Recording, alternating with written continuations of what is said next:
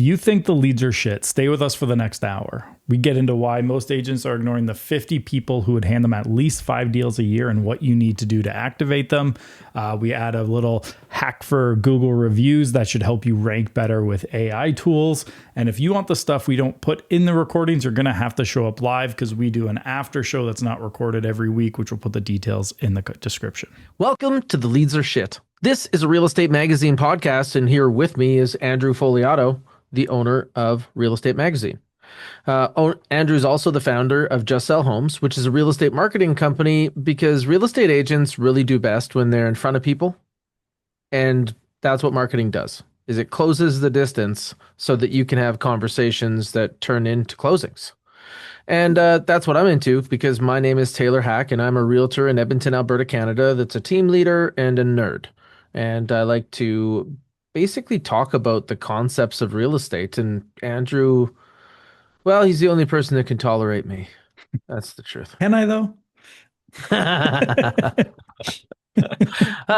So we're also, tell me how much I just screwed myself there. Am I still here? It's not bad. Okay. It was a little not. It was amazing, a little glitchy. I definitely worse. just bumped something under my desk. And it made my whole screen setup here look like the Matrix, but we're back. You're okay. You're good. And we're here with other people because that's how this works, is that we chat about what's going on with a group. And we got Ron Clark from Vancouver. And if you're here, you can hop into the chat. What's that? Yes, he's from sunny Vancouver too, which is what part of Vancouver is that? I don't know. It must be their one day of sun a year. Yeah. And then don't forget, switch your chat to from host and panelist to everyone, so everyone can see your messages. So we have like Kim from Halifax, who only Taylor and I can see that you're there. Taylor, I did switch your permissions that you can also chat to everyone. Hey, I actually have adjusted to this. I like to just talk it out. Yeah. Ian from Langley. Is that Ian's it? I don't over in feel Langley. like we've seen Ian here before, have we? Ian, is this your first live one, or we just have first time in the chat? Or I'm just missing it completely and being dumb. Kim, do you use Halifax? Like you're Kim Fox from Halifax? Nanaimo, Vancouver. I was just in Nanaimo for their event last year or the year before. So what we're talking about is there are people that are hitting us up in the chat because this podcast is done with a live audience that you can be part of if you show up next time. If you're looking for us, go to the Real Estate Magazine website, find this podcast, and you too can join us. It's same bat time, same bat channel every freaking week. And person with a silent G in their name. Ooh. Not the only interesting one. See, I didn't even know Carmela had a G, but Gradiliano. So what we like to talk about is sales and marketing, and when that's not working, what most people say is the leads are shit, and hence the name of the podcast. Really, what's been going on is I think that are all realtors doing their push-ups right now? Are they on their pull-up bar, doing their stretches? You know, how far can you carry a sandwich board at high speed? I don't ever do high speed. Look at me. But I'm not built for speed. Yeah, I have to say we're still trying to figure out what the use for this tool is, but so these are the things that I think a lot of us think about because most people, when they're kind of running through the beginning of March, don't we feel like National Geographic style that this is etching to the end of the dry season where almost all the animals are sick or dead? Paycheck season in real estate doesn't really feel like it's like all the paychecks are coming in until like you get into June, it feels like, because the action really starts to kick off in April and you get some pregame in March. So we had an agent in our office when I was selling. We referred to her as the Robin, Marion Carcone, because she was always in Arizona all winter. Mm-hmm. And she always came back in a slightly different time in the spring. But you always knew spring market was starting because she came back. She was the Robin in the spring to let you know, because like she did so much business. I guess a lot of once she started seeing her calls pick up, she's like, it's time to go back. So you'd use her as like the bellwether of, all right, let's get serious. She's back in town. That's so crazy. So you hear about Yeah. this lady, what was her name? Marion Carcone, an Yeah, amazing you're agent like, out of hey, Aurora. Marion just delayed her flight. Yeah. Like, we're gonna For have good another for a four bit. weeks of winter, you guys. Yeah. Oh, literally. I guess you could use a groundhog analogy too, but she was the Robin. Totally. She was like, you see her Ah, out there, you knew it was spring season starting. that's so funny. And Yeah. I have to say, she's my new spirit animal. I It's want to live amazing. that life. Yeah, Uh, I remember there's a funny story. She used to hire me when I was starting out to like help her with her tech stuff so I could like pay my bills between sometimes. And I showed her how she could DocuSign or e-sign her trade record sheets. And that was her biggest life hack because she did so many deals and she was on her own that it was hard for her to get to the office enough to sign all her trade record sheets in person. And so it was a that's so big hurdle wild. for her. So like Talk about learning how like to a thorn in a lion's foot, yeah, like you just know? the oddest little challenge for her. And I was like, you can just you have an iPad right in front of you. Just here's how you do it. And she's like, oh, this is game changing. See, So we that's have what a got me thinking about it because, yeah, like, when we take a look at having a good real estate business, the market changes and you got to kind of check things and things work kind of well. yeah. And then maybe they're not working, but they're still like, they're not causing any pain. So you don't deal with it. Like for me, we've given knives away for referral gifts for like a decade. We just have to change. The people that refer us business have all the freaking knives. Like we just had to make a Every change. knife and then some. So Yeah. I mean I'm not I know some people like the knives. I don't like the ones where it's like your name's on it. I like gifts from the perspective of they create conversations. So like a knife, one it has your name, so they'll see it and right away they'll be like, "Oh, I know where they got it. I'm not going to talk about it." Or the knife's also in a cupboard, put away in a drawer, so they also never see it. So like I think I've told this story in here before, but like my most successful gift I've ever given, I've done it a few times, is a bottle of whiskey where I laser etched their name into it. So Hmm. like for you, if we got it for you, it'd be like the Taylor Hack edition laser etched into the glass.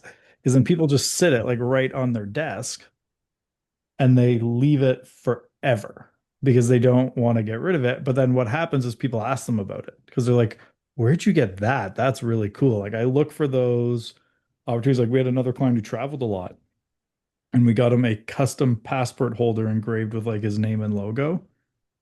And people like, and when he traveled, people are like, where'd you get that? That's really cool. I'd like one of those. And then he has to talk about me. So those things are great, and you can really get into some key places. Like when I Yeah. toured Facebook with the president of Remax Europe and Richard Robbins, I noticed that both of them used like a rubber band and a paper clip to hold their money in their credit cards. Yep. So I sent them smart wallets that were super sleek, so that they wouldn't take up more room because that's the reason a lot of guys don't use wallets. And I Yep. also matched them to the jackets they wore that day. But that was because that was like a milestone kind of situation. And so getting that personal, but we also got to have rinse and repeat stuff where Yep. we can just like get stuff that and we really should look at this. Like I don't think among my clients a whiskey bottle might get the same traffic as So what you you're have to talking about. know they drink, right? Like you have to Right, right. really But when I'm know. talking about where I am all the time and rinse and repeat Yeah. stuff, not saying that that wasn't great or that wouldn't Yeah. work for somebody, absolutely it will. Just saying that we should look at these things and say, like, okay, what do we know about everybody we work with? Well, normally they have a property. So then we have to think about, okay, when people come to their property with Andrew's idea of the conversation in mind, where do we cue that? So for me, when we help people buy big ass houses, we buy them big ass doormats. Yeah. And they suck because they're expensive and they're rubber backed and they're hundreds of dollars. And we get ours from Canada Mats, I think. So one thing to And consider there, because we got one from our mortgage broker, after a couple seasons in the winter, all the writing is gone off of it. yeah, but the only thing I'm putting on there is their last initial. So they for us had like So welcome to the Foliatos on it. yeah, and I'm Um, not into that. yeah, I'm just putting their last initial, and then if that rubs off, it's not my marketing, right? But no, the idea is that most people they recognize a high quality doormat. I don't know why, but it's something that people say when at people open the first. door is like, that's a fucking sweet mat, man. And then Would you like people a will be really nice like, door oh, yeah, knocker? I got it from Andrew. right? So now everybody who crosses the threshold, I get that opportunity with. That is Yeah. product placement, and that's the part I Yeah. want, right? Yeah, like, but I basically it's the same concept I like. And then here, Susan has a good one, which I have also looked at doing this back when I was selling, which is her most loved gifts are paintings of their homes or cottages. I've also seen that this was for an elderly client moving into a retirement home, is they did like the picture of the home, but then had it turned into a puzzle. Oh, very So cute. they could like while they're That's a in the gangster room, move. I really right? like that. It's a simple one because you already have the photos from the photographer of the Hmm. home, and it's not that expensive to get because like cardboard puzzles are cheap, and you just send it off, and it's surprisingly inexpensive, and it's a cool little token for them. It's pretty good. The other another one I saw that an agent did well, he did it for first time buyers, is he had them like one of those, I think it was Wade Hamblin, I think he's in the Peterborough area. I know If you Wade. know, yeah. So he had like a letterboard, like those black and white ones, Hmm. and he'd send the photographer out for a photo shoot with the buyer at their new home with, and on the board it would say we said yes to the address. And but then in it he'd also put his Instagram handle, but he's like people would frame it, put it in the house, or they'd post it on social. And it's like now you get that extra. Like I always look at like because this is why I don't like logos, is like I was saying, is if you put your logos on it, it kills the conversation where it is because now they have that context of where it came from. I like to like get the conversation, get the social posts out of it. It's the same concept. Like if you have a listing, I remember when I sold my house, I got this idea from when I was selling my house, and the agent we hired. Actually, she was here last week. Last week, Barb Blazer. I'd hired her and her partner Marcel Gary to sell my house, even when I was licensed. And when it sold, I took a photo of the sold sign, and the amount of agents that replied saying like, "Oh, I wish all my clients would post when they sold with the sold writer on it." And you're like, well, if you want someone to do something, you give them all the tools to do it.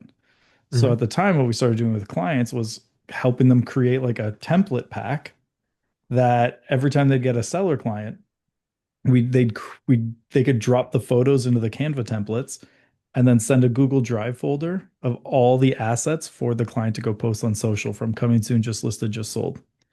Hmm. And so like with instructions how to post, size to each platform, give them the captions. Because then because if you just tell them to post, they'll be like, they'll post the link to realtor.ca and might not even mention you.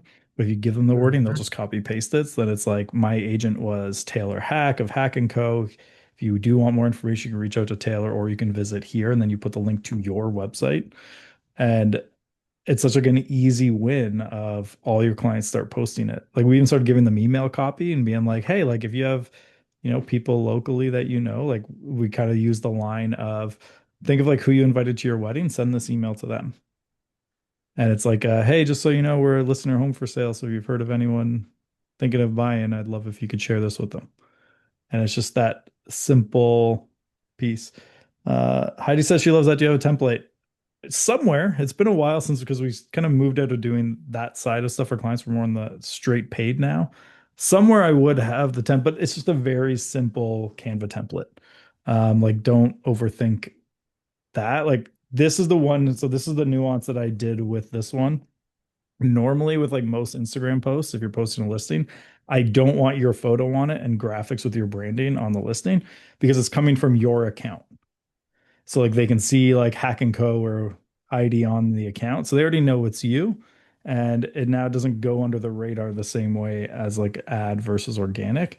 But when it's coming from your client, then I'm like, put your face on it, put your logo on it, put some details, put some branding, because now it's not coming from your account and they can't as quickly get to you.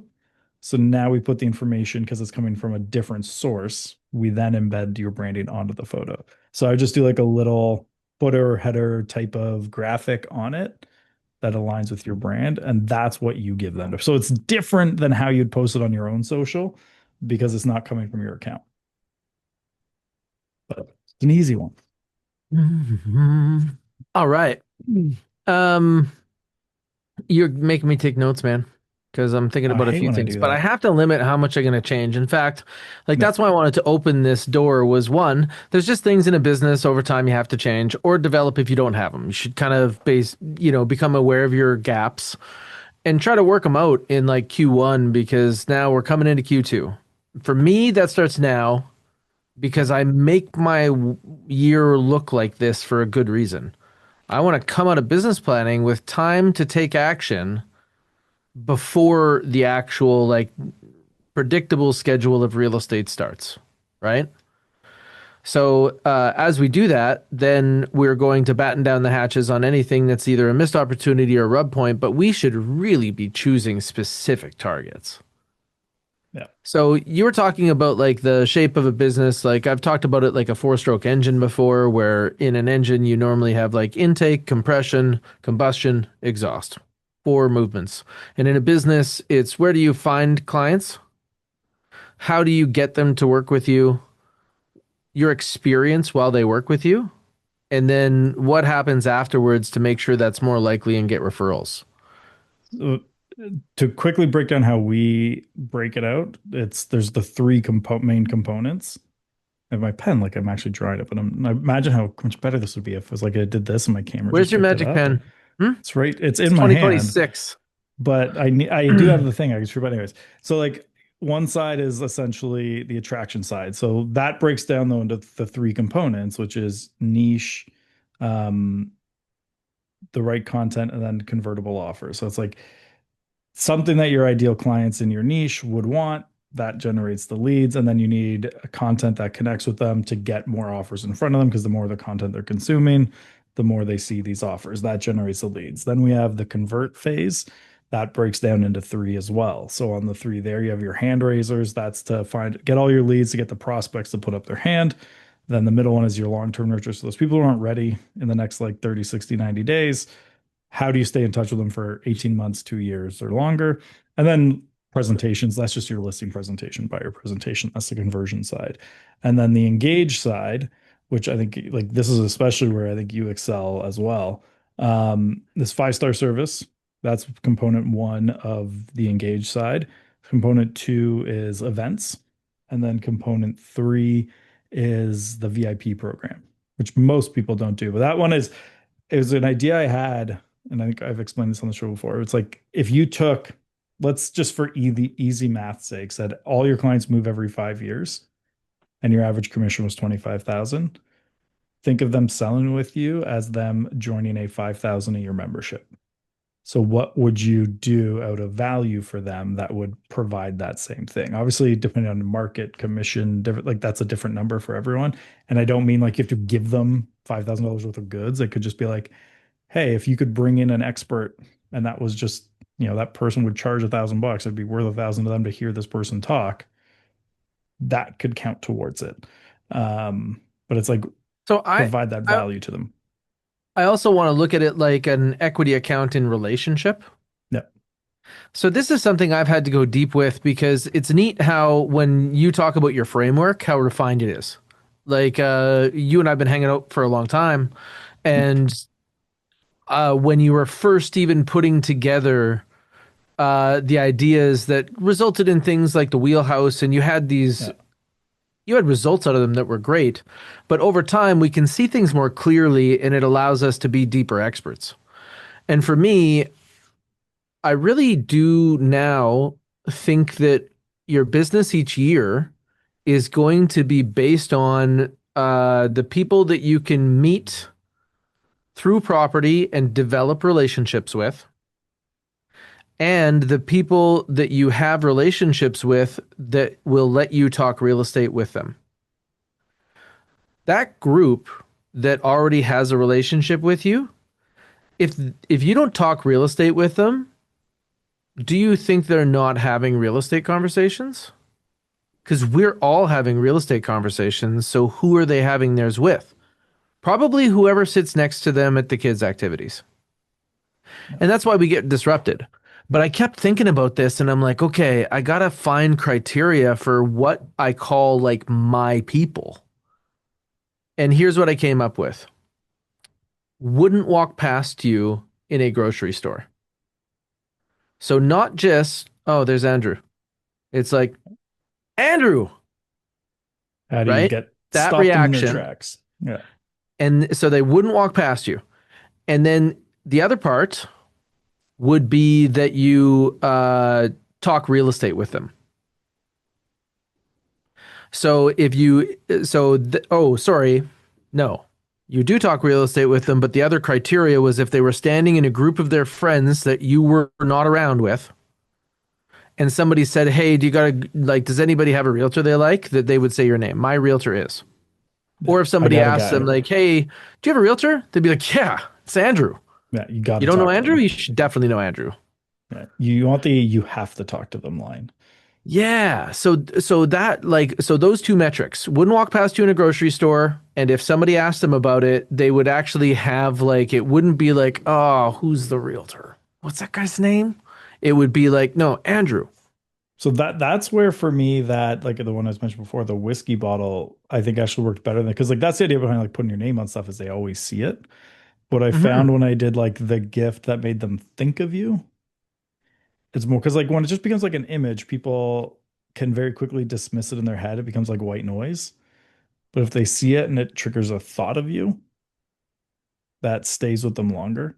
And then like every time they So use it, they're thinking. That's why I that's love things great. that make them think about it. If you can do that through gifting, but this is actually like a model for your Yeah. business. So This is let's just one say part that of you that have strategy. 10 people, and I'm calling this our home team. So I have 10 people that are on my home team, let's say, if I'm a relatively new agent, and that's mostly my friends. But I think that most new agents would probably have 50 people that meet this criteria because all they'd have to do is say, I'm updating my contact information by text and give them their information that says they're a realtor. And if they knew 150, they'd have 50 that would want to talk about it. Like just like, hey, you became a realtor, Yeah. right? So let's say we start with 50 people that kind of fit that criteria. And then it's basically how quick do you activate that as a new realtor? Because most agents suck at this. But you could reasonably expect that if you were good enough to do the right things, that you could get 5 deals out of that every year. But doing the right things is difficult because they're sitting next to that lady they talk to at kids' activities. And she's like the nicest agent at your barbecue, but super unskilled type. No, I know the type. And man, they're just talking about it. And she's just saying stuff that she hears on HGTV, and that person doesn't have any reason to believe otherwise. So every time we go through a 2 week period where they don't see us or hear from us or see an image of us, like maybe we're on their social media, but we don't have recent interactions with them. So now our stories aren't first in line when they go look through stories. So those types of things are how you work against that. Yeah. But then you're retaining that home team and you're trying to load it up. I find that top agents find people that are in what we call the C or the D and the E stages, which means they're 90 to 180 days or they're 180 days plus. Yeah. Top agents collect those into their home team by building relationships all the time, whereas agents that fail are often only looking for what we call hot seats, people willing to meet in the next 10 days. That's why they fail. So, as a philosophy, we're just saying, okay, get the people that you know to talk real estate with you and get the people that you meet through real estate and build relationships with them. I had an interesting call yesterday. We should maybe consider bringing her on the show. It was an agent who does 500 deals with 22 agents on her team a Nicely done. year. So it's a pretty good stretch and 100% referral. There's no lead gen whatsoever in there. And it was interesting as we were chatting about things, how quickly she would jump onto an idea as a reason to call her entire database about it. So like we were talking because we were connected through for a series that we're launching soon through RAM, just like some pre-recorded interviews with clients sponsored by a company that they're a client of. And we were taught like after she stayed on the call after the interview for essentially we use it as like market research for the client of like what did you think about this product or that product or feedback on this or this? Just like one of those, which I encourage you all to do with clients once in a while. Just collect feedback or hire someone unconnected to do it. Because so I'll get into details a little bit, but essentially it was a home inspection firm asked us to interview some of their clients. And one of the ideas was the concept of inspections outside of the transaction of like would when you go to renew your mortgage, get an inspection done to see if you could like fold the cost of the roof into that one, or should it have to wait till the next, or could you wait till the next renewal if you don't want that surprise in the meantime? And right away, it was just that quick, like, that's a great touch point. Not whether they booked it or not, it was just like immediately, I could call my entire database of 2,000 people next week just to talk about that idea with them. What can you send me about it? It was just like so fast to like, I can call 2,000 people next week about this. And I was like, you are so fast on that. And Craig, thank you. You did miss the last 20. We will recap that for you by sending you the No, no, no, YouTube link guys, with it's the okay. last 20 in it. We can start the podcast now. Craig's here. Yeah, yeah, we're gonna start over Yeah, again. yeah. This Appreciate was the that. Yeah. preamble. Yeah, we were just chatting up Yeah. until now, but it's game time because We should do the Jim Carrey. Just rewind, start over. so I definitely like I think that this concept overall is what needs to be ironed out so people know what they're shooting for. And that's why I kind of was saying, like, how am I going to call it? And then in my program, I have a belt system for agents that are working through. I quite like working with teammates. I like watching Yeah. these people achieve their goals. Like, I got a teammate, Brianna, that started as an assistant. We just celebrated her third anniversary with our team. And during that time, she got her real estate license and then in the first 9 months sold like 33 houses. Rookie of the year for our brokerage. It's not Now, bad. she never thought she was going to become a realtor. She definitely didn't join our team to become a realtor. In fact, she thought she would never do that because she didn't have a high school diploma. But Can you I get it can without one? tell anybody who works for me that Uh, it's kind of like, I guess, being married to me in some way, which is it will never be easy, but it will always be interesting. And so on a bet with Brianna, I told her that she had 2 weeks to challenge her GED. And she said, that's not enough time to study. I said, that's why. I want you to teach, I want you to learn that these are not real milestones. These are made up and funded milestones. Just drive the truck through the fucking gate. And she did. just do And things. once she started drinking the Kool-Aid, man, like 30 deals in 9 months, no problem. You That's let me great. navigate and we're gonna get there. And do you know how much, and I think we've even talked about this recently, is like how much of things that like you and I both get in our careers is just by like going and asking about it or just getting up off our ass and just going. I actually Like, think that it's the fact that we don't subscribe to as many illusions. yeah, Like I subscribe to a fair amount of illusions, everyone does. They don't even always know right? about it. However, I seem to see a few things and be like, oh, I can see how that works. Like you see a magic trick and you're like, oh, that's like, I don't even need to confirm it to know what it is. Yeah. And that's the thing that I really like is that it's about being able to see the win. And that's kind of ties into the setup for this is because if you're building your home team, then you also need to understand how to talk to them. And I think that that's the superpower for what was that woman's name? The one that I was just chatting with, Yeah. Carol Fodrick. She's a So agent in what she was Toronto. doing, most people that if you spend time with top agents, and I've pursued them relentlessly, what you learn is a lot of them are like mutants that have like one special power or one spectrum where they can. There's very few that are these like can do that anywhere. Yeah. But you'll learn that, and what this lady sounds like is a woman who really understands reasons to call and why to call being the power Yeah. is like making connections and learning what will make people continue to pick up your calls and accept your connections and being able to just gather and distribute and curate information that way like like Yeah. the network that we used to see on those 1950s movies about the ladies in their kitchen with the phone and you'd hear about all the like basically Yeah. the neighborhood news going around. It's the we recommend this to clients as like it can be an email, a text, or a call, is the saw this thought of you content, which is like the example I often give being someone who used to be more, I still trying to get back into mountain biking. It's like, oh, a new track opened up in our town. You could just do a quick, oh, I saw that this new track open, thought of you, and just email them the link to it. Mm. No extra context needed, no questions about real estate, nothing. Just say, hey, I saw this and thought of you. Yes, It's because they the know you're a easiest way to realtor and communicate. it's just a Yeah. reminder of you like me. I like you like me. It's like golden retrievers. The way they Yeah. walk up to you is like their tails wagging and they're like, I like you. Do you like me?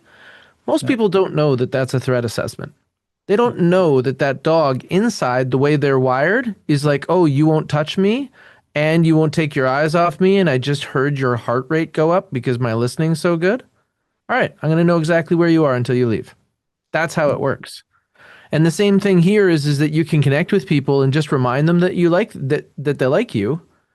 And then in their network, in their mind, you occupied the realtor spot. No. But every week, that Well, lady at the activities and the guy on the bus bench, they're fighting you for that spot. now, and shout out just while we're in there to Hugh Barnsley, always reads Rem. I'm gonna always do a little shameless self-promotion here from our comments. He's not connected, but I'm gonna use it to shamelessly self-promote Rem. Read Rem. Yeah, but where's Hugh from? Oh no, he's from Markham.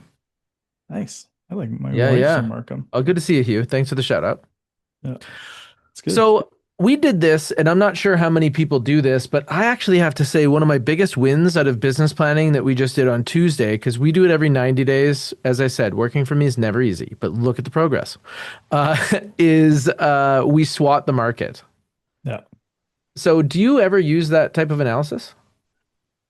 Yeah, no, I don't think we do it as formally as you, but or as frequently, but once in a while. Hmm. We Well, more I just had to look for learn about it opportunities. because I really didn't I didn't get it. So I could understand the basics of it. So when we talk about SWOT, it's an acronym SWOT, and it's strengths, weaknesses, opportunities, and threats. Find my magic pen. Yeah. So then when you look at things like this, they're technically called a matrix. So it's split into four, and it's a way to group things and have clarity.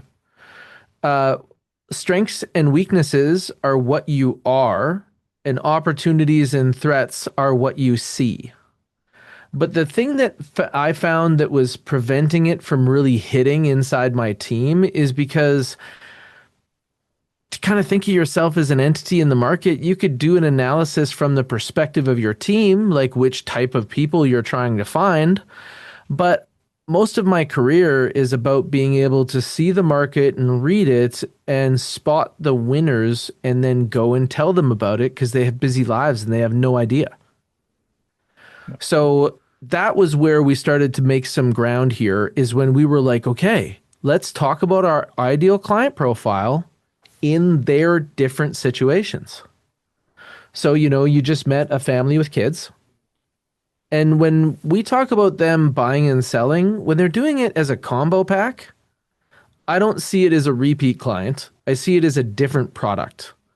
So, like we don't just help people buy or just help people sell. We help people do a synchronized selling first experience and a synchronized buying first experience because they're very different products. And then when we take a look at these people, let's say that they're synchronized selling first, they're upgrading. And, let's say that they're a family that you met in your market and they're buying in the suburbs and they're going to buy at 1.2. And that's normally an upgrade from maybe a family that will sell at 1 million. So when you take a look at meeting those people, then you can take a look at your market, but that setup in my market would actually be that they're selling in a seller's market because we are finding that the higher you go, I guess at altitude, there's like less oxygen. And so the higher you go, there's less demand. And that means that we see the market change. So in the middle of our market, in the last couple of years, it's been a seller's advantage. And then when you go up above a certain point, you can see it and it goes through balance to a buyer's side. And then the high side is in a buyer's advantage. But now these people are right on that border. So that means that they're selling in a seller's market to go to buy in a buying market.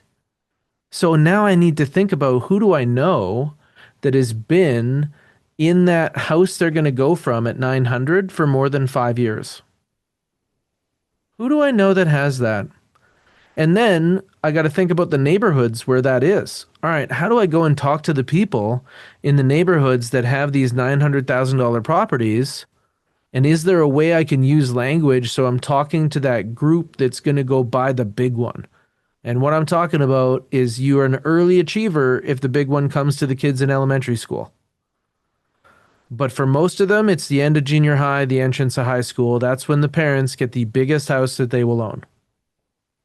And now you can also time your market because if those people happen to have bought that house 10 years ago in 2016, they made a bunch of money. And now, even if the market is not good compared to relative in 2022, it'll be great compared to 2016. Do you tag your clients that are crossing your CRM by like year they bought? Yes. I like that. Like So I then we group them yeah, because we see people in the last 3 years. We don't want them to disassociate from us if the things we talk to them about is their next house. We have to acknowledge that they're loving their current house. They just got there. yeah, But we do talk to them at the same time. We just talk about different things. So for our probable client database, which is people that have been in, like in my market, the way it's moved, I would evaluate that as 21 or older. But if I was in Toronto, I would evaluate that maybe as 2018 or older because it's more probable based on the way the market moved. That they would have enough equity to do this, is my point. And then the other group is my recent client database. And so I'm asking them, hey, you guys doing projects this year? Do you want any referrals to trades? How can I create value? I just want to remind you that you like me.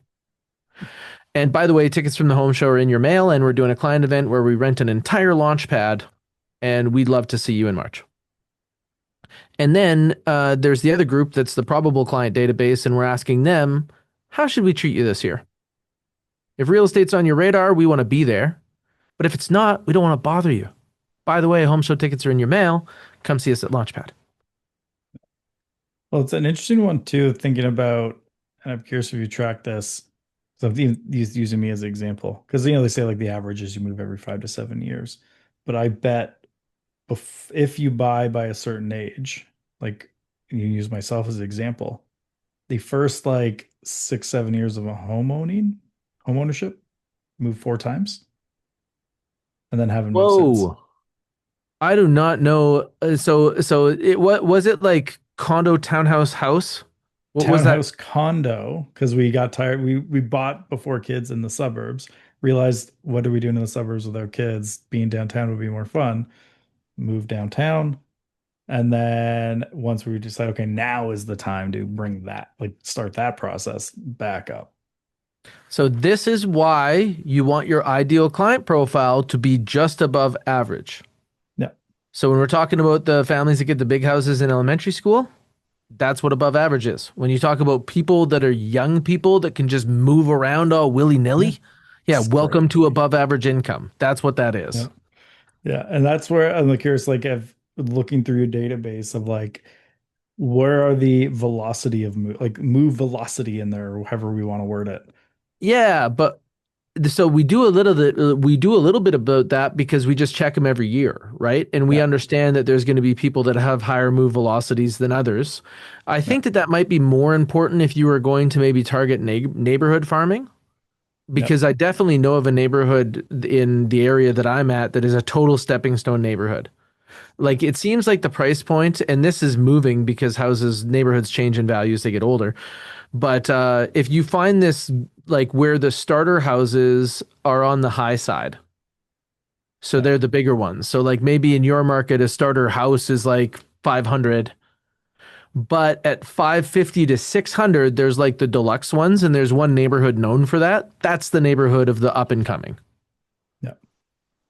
Yeah, it's an interesting one just from the like planning out the marketing based on all these different factors, the right, because like the more segmented you can make it, typically the more effective it is. But then some people, I think, get too caught up in trying to like make things perfect, and then they don't ever Yeah. actually make progress on it. But that's why you look at big ideas first. So Yeah. the way that we look at it is we have marketing, and our marketing is outreach or nurture, right? People we know are nurturing, people we don't know are outreach. And then we also have email marketing. And when we do email marketing, again, we're going to split it between this probable client database and the recent client database. And then Andrew and Jessa Holmes have been helping us get this amazing insiders audience. And when did we start that fucking thing? It's been a year. It's been a year, right? Okay, how many people do you think we should have in there? As many as we can get, Taylor. I want all of Edmonton on your freaking Okay, list. so 12 months with a grand total of 600 means that we've been averaging at Yeah. 50 a month. Yeah. That's a pretty good And we start. thought it was going to slow down when the market slows down on the over the winter. Turns out not. Nope. People still want that perfect home. Yeah, so now it's going to be about like bringing up other things and taking a look at where do we want to market? What do we want to what are people thinking about now? Where are these double strengths? How do we avoid these double weaknesses that we analyze when we think about our ideal client in the lifespan that they do? Because like right now, I'm talking to the grandmas and the grandpas. I was on CBC radio. That's how much I want to talk to the grandmas and the grandpas. Is Yeah. I know where they're at. I'm coming in your kitchen. And what we were talking about is that now in Edmonton, we believe that we are starting to plateau, which means the gains on the house you've been hanging on to until you make sure you got all the money, it's time. Also, good news. Apartment style condos on sale. So you can move from seller's advantage to buyer's advantage. This is a closing window, but we wanted to be here right by Kitchen Radio to tell you about it. I like it. So the and that wasn't paid advertising. That was Yeah. I got on an interview. But if you're ever on an interview, you have to look at the demographics for whatever show you're on and be like, who am I talking to? Is that radio or And TV? So you might that have was just radio. radio. It's pretty good. Mhm. I'm always like, if people are looking to get featured and stuff like that, like, how did they find you? Just out of curiosity. How did they Through someone I know. yeah. Like that's one method. The other one, you'd be surprised at how many people who are like on TV, on the radio, just reached out and said, "Hey, I'm available for this, or this, or this."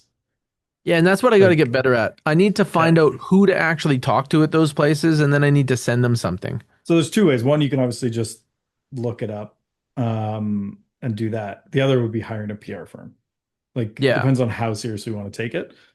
Um, and then go from there. I mean, in Edmonton, you might have better luck just because, like, if you're in a very small town, PR firms aren't probably going to have it at like small Even town in Gazette. Edmonton, there's not a lot of opportunity for a PR firm to be like, yeah, we're into this. Or Yeah. like, they basically are like, hey, this is how much it would cost because we don't want to do this. Like, we're set up to do other things.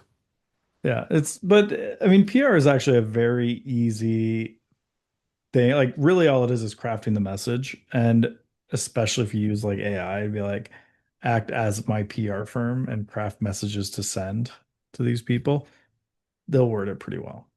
And also, like, look at these as strategies. So we had talked about a strategy to start working on, I guess, the artificial intelligence version of SEO. No, And it worked. I definitely got a phone call that said, "Yep, Gemini said you're the best listing agent." It was that's on a great. walk-up apartment, so Gemini thinks I'm the best listing agent for very low-price things, but I'll take it. And that was something that we had been talking about for over a year. So achievement unlocked. And the other thing is, I got a phone call from TikTok video. Nice. And all it was is I was talking about a client that's called me at Christmas time because they thought of me, and that was weird. Most of my clients don't call me at Christmas time. Like, you guys listen to me. I'm not that guy. But these guys were like, that friggin' bald nerd got me out. I'm looking at this neighborhood a year later and realizing all the same competition is still for sale. Meanwhile, we spent a year with our daughter in Whistler because this dude got us out. So we called him at Christmas. And then that call got me a lady who's looking to build, and she said, like, I just look for a realtor that's like gives a fuck, I guess is the best term Yeah. for it. Yeah. Yeah. And interesting. I just heard this and it's smart. And I had, again, you hear something, you're like, damn it, they're right. That was smart. I should have thought of that. So I've been working on this with some clients when they're collecting reviews, is like, you should try to get them in the review to mention like the area The and more neighborhood, details. yes. But so here's the unlock that a local SEO expert told me. that I was just like, oh, why didn't I think of that? You can reply to Google reviews. Reply with, thank you. Mm. It was a pleasure selling your detached home in Sherwood Park. I really enjoyed working with you to get your home sold. I was so happy we were able to get it sold in only like 6 days. But like you use the keywords in your reply to their review. And apparently from like an AI perspective, it doesn't change, like it has almost as much authority as it's being said in the review. Because they're just like it's scanning the words for what's being said to decide. So like go reply to every Oh, review that's with your probably keywords. why is Yeah. that somebody mentioned the style of property. Okay, so that's Yeah. definitely a win. And we're Yeah. getting some blowing up in the chat here. Heidi's loving this. Yeah. But yeah, so So now I want to go reply to every review with more details instead of like, thanks, it was a pleasure working with you. I'm like, yes, that's so obvious. Why didn't I hate when I have those moments like I should have thought of that. so to package this up, the idea is to make a structure and then do compounding effects. So we were Yeah. talking about marketing. So you're going to do active marketing, maybe around properties is where most realtors start. Yeah. So you promote listings because that is way more cost effective than promoting yourself. People are thinking of themselves. We have to teach people to do 911, not say 911, because they'll stop and look for the 11 button because under stress, most people not so good. If you've ever seen anybody who has caught fire, the stop, drop, and roll is not a natural thing. And like we all learned it as kids, we know exactly what we're talking about. We know how to say it. And in that situation, a lot of people will shout it and it'll still take that person on fire a little bit because they're on Yeah. fire. You remember things to your So kids, when like we're all still a little scared of quicksand that doesn't really go anywhere. Yeah, so when in many families it's a person that wants to move and a person that doesn't like change, and suddenly that person that wants to move gets a new angle and that person who doesn't like change doesn't defend well. That's kind of how it happens. And in that moment when that person gets the golden ticket, I'm going to go buy a house, right? It's that 9/11 moment or the stop drop and roll moment where they have to think of you under that level of stress. So your close friends, only if you talk real estate with them, will think of you. But if that conversation happens at dinner time and then she goes and sits next to the lady at the activity with that golden ticket, every full-time agent can close that. Yeah. Like if you were a guy of my age that would go to the bar and you ever heard a girl exclaim to her friends, I'm so mad at my boyfriend. Like you would have to be awful not to be able to understand that there's your opportunity. No. No, there's this, I mean, kind of why it's called the leads are shit, right? Is like a lot we get this call a lot, and I've even called this out directly with some people who are on sales calls. Like if they come to you, they're like, if you could just get me on the phone with them, I can close them every time. But what they mean is people looking to move in the next 30 days or 60 days, they can close them if they get on the phone with them. I was like, yeah, but that's not the game you're playing here. You're getting on the phone with a lot of people to figure out first who is moving in the next 30 days. If there was a magic window just to surface phone calls, that would be like you would make all the money in the world. If there was a magic, oh no, you will only ever have to call people who are moving the next 30 days. And you can just Mm-hmm. throw 50 bucks at it and get 20 of them. That's not how this works. And I remember I was on stage one time and I did the thing where I was like, all right, everyone who thinks like they can, get me on the phone with someone and I will close them every time, like half the audience. And I was like, well, statistically, 99% of you are lying. And then I broke it down with them. And you could see them being like, oh, yeah, that's true. Because like that, but then what happens is they expect that and then they say the leads are shit. So I like Anita, and good to see you, Anita, one of my favorite people. And she's talking about using SEO. The trick is not to be too wordy. And I really think that that's true. You want it to be easy for the search engine to pick up that it's valuable, but also there to be enough words that there's actually a user experience. So they spend time on page and things like that. There's like this combo set Yeah. of things that you're looking for. The And main thing Deborah with called like me out. SEO that I always want to like get across is like if you see something, you with reading it should have enough context to know. Like I've seen too many agents who like upload a listing on YouTube, like a video of it, and the cat like the title of the video is my new listing.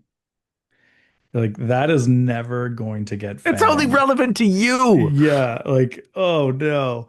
But Even the amount saying of that in a video, that's so cringy. oh, it's Welcome the to my new worst. listing. I'm sure there's someone who does that No, anyways. welcome to the neighborhood. Use something else. This is like a Yeah. time mechanism. It's just something you use to fill the space. Think it Yeah, you through. need a hook. You need You need something to get them something to to watch close it. the next 10 seconds. So, well, But it doesn't have to be the next time. It could be a promise that's a minute later into the video, right? Like if we were actually talking about this before, like we've been trying to work on some things to like get that, but it's like if I was showing a house that had like a home theater, I would in the intro mention like, okay, here's some of the highlights of the home, and it has one of the nicest home theaters I have ever seen. And then ooh, that's a good one. See, I that's would foreshadowing. specifically not mention or not I then delay the home theater till the end of the video Yeah, because I want you to stick around and be like, okay, where's this home theater I want to see? But like yeah, film the video, look at what's near like the back third of the video that you shot, and then mention that in the intro and tease them in a way they're going to want to see the whole thing. yeah. And you can manufacture this as well. Like we used to do Yeah. it with House Hulk. Now we haven't done it yet, but we've been tossing around doing it with the Golden Frenchie, which is this gold Frenchie Yeah. statue.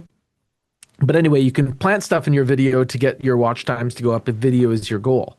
But that's the whole point. If video is your goal, put it in your calendar and start to achieve milestones. And then you'll get compounding effects like Andrew's talking about, where he's doing like a Claude analysis of drop off rates. You know, that's No. deep in there. But in the beginning, you just have to fill the calendar. So if you have past clients, you don't need to segment them into probable database and not, but you could if you were that organized. If not, then maybe you start the calendar just going to everybody and then you set a project that has milestones where you're going to get them all tagged. So by this time next year, your business gets an upgrade, but it doesn't take you out of production. That's the key is you want to do these things that are like extra. Like we're talking, like Anita clarified that she was talking about the reply on the review is keep that short and tight, Yeah. Just use the but right have the stuff keywords. you need. Mashed potatoes, just the meat and potatoes. That's what we're talking about. Potatoes should be mashed. And then with these other things, you just got to get in your calendar. That's where it all has to start. So if you're going to talk to your clients, what, 12 times a year? Okay, figure it out. Yeah. But you should talk more. Hmm. Well, that's the idea. Every time it goes 2 weeks where they don't have an impression of you, right? And if you're not Yeah. engaging with them on social media, meaning liking their stuff, commenting on stuff, then you have low relevance with them. So you don't show up as much. So as a contact sport, make contact, but make some of it systemized so that you don't have to carry the load all the time. And you want to turn into this like hunting farmer, right? So, maybe if you're able to develop that home team to 300, you're going to have 30 deals a year just coming your way.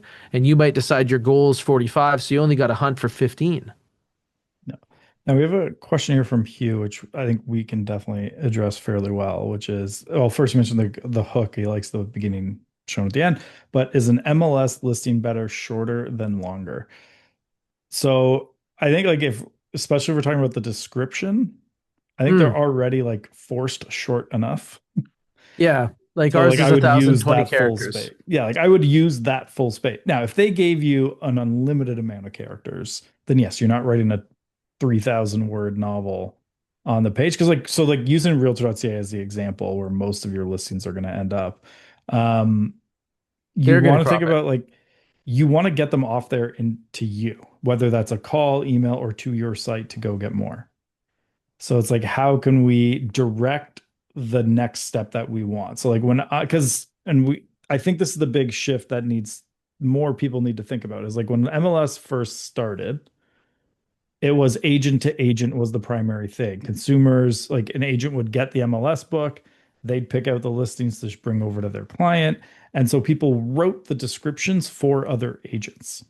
Yeah. Two by And two, big yard, yeah, no deck. I remember like do you know how long it took me to figure out what BWL meant in a listing as like an acronym? And like it was apparently broadloom where laid was an inclusion in the listing. But like I had no idea what that meant. But like I guess if someone had been around in our area long enough, they would know what BWL is. But because people that was What like the those weird acronyms, they were just trying to squeeze them in to get all the information over to the agent so that they could come through. But as time has evolved, and it's very obvious now, like most people are now looking for themselves and almost sending the agent the houses they want to see. And you have to shift your writing. But like too many people kept writing for agents because that's who trained them, is Yeah, people who but wrote even for when their agents agent. started writing, they're good at Yeah. sales and they suck at marketing in most cases. Yes. So then they would write these descriptions, and the problem is the copycat of our industry, where you copy the most successful agent, but they're successful now and they started 30 years ago. And that thing you're So copying when they might not write be their what makes them descriptions, successful. they were actually writing descriptions because the MLS only had one picture, exterior front. Yeah. So then they're like, as you walk in the front door, you'll notice the, what did you call it? Broadloom? Broadloom where laid. Yeah, BWL. you'll notice the broadloom floors. Beautiful. Exactly where they were laid, haven't been Yeah. moved, right? Yeah. So they would write in this very descriptive way, but that was because it was the medium of the time, right? Where now what you really want to take a look at is those impact points, and you want to take a look at anywhere that you can get grips or angles in an MLS listing. So instead of saying just should it be shorter or longer, more so perfect is everything you need and nothing more. So you may notice that if you put less pictures, more people inquire, do you have any more pictures? You could just set up for that. That's my capture now. I'm only going to put up 10 pictures, and then people are going to be like, man, everybody else has 30. Do you have any more? You'd be like, totally. Appreciate you inquire. I keep them in this G Drive folder or whatever, however else you want to do it. There you go. Yeah, And yeah. like look at your local area because like I know Taylor, we've talked about yours. You're only allowed as a call to action, visit Realtor's website for more information. I believe it Yes. was. But because talking through you, you started to use like a load phrase to that. Because if you say, okay, this is the only wording I can use, then I could put it right at the front. That would make the most sense so nobody misses Yeah. it. But also, have I built any trust or any need for them to do that? Okay, why Mhm. wouldn't I put that right after I've accomplished that? So, what would you give as an example of a load phrase? So again, depends on Just the like maybe house. just maybe just like the theater room, right? Yeah, like you're looking at what is something really interesting about it that you can tease, and you don't have to put the call to action at the end of your description. Yeah, like you could Like, say, has such an advanced theater room, all the yeah, specs wouldn't fit on MLS. Then the next sentence, visit the visit. realtor's website for more information. Yeah, And it's that load phrase is what's yeah, making that impact. Just yeah, like that when we learned works. in sales, tie the feature to the benefit. Now, if you do this method, you also have to make it very easy because the one of the challenges with MLS is you can only have the one link, or so like realtor.ca, you upload to Korea, one link to go, which means they're going to your homepage. It has to be really fast and easy for them to now get to that listing page that we're talking about. So if you're going to use this method, or what you could do is you could have like a page on your site that's like my listings, and that's the one you actually upload to realtor.ca instead of your homepage. Because it doesn't actually say you have to link to the homepage of your website. You No, can you can link link wherever it. you want. So, like for example, you could do like an equivalent of a link tree, like a link in bio you'd see on Instagram, where it links to like a landing page where you can then edit that landing page at will with different listings. Like maybe I'm just talking myself into it. It's like it's just create link tree for realtor.ca, where it then goes and it's easier to sub that in and out, like your different listings on it. Like years ago, I had tried to build this tool that would detect which listing they were clicking off of in, and then based on which listing they clicked off of, it would redirect them to the right page of your website. So if they clicked on this listing, it would detect the incoming URL, and then they changed the security settings on realtor.ca, and you couldn't detect the incoming link anymore. But it was like such a easy win if we could have been like, okay, if they come from here, send them here. If they come from here, send them there. But a link tree would accomplish the same thing where it just like shows your listings. Which one were you looking at? Bang, bang, bang, bang.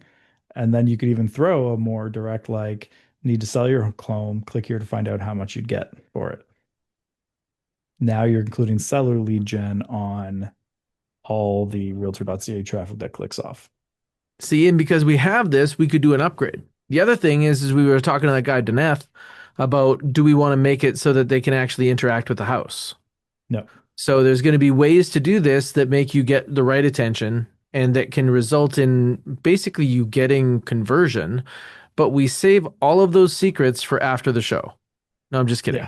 Yeah. But we are going to go to an after show, and if you're just catching this on the recording, then you're not coming. But you can come next time if you show up like a real person in person. And we're going to share the best stuff right now. Yeah, and we're sharing it with Hugh and Anita, and Craig's now here, so we can actually share real things. This isn't just a we'll fake go back podcast. over the first 20 minutes. Yeah, we'll do the first 20-minute recap. Ron's not coming this time. He came for the live show, but he's not staying for afterwards. I see you, Ron. All right, He's turn off making the recording. cash. If you're watching the recording, show up live next time. If you're here live, stick around. Let's go.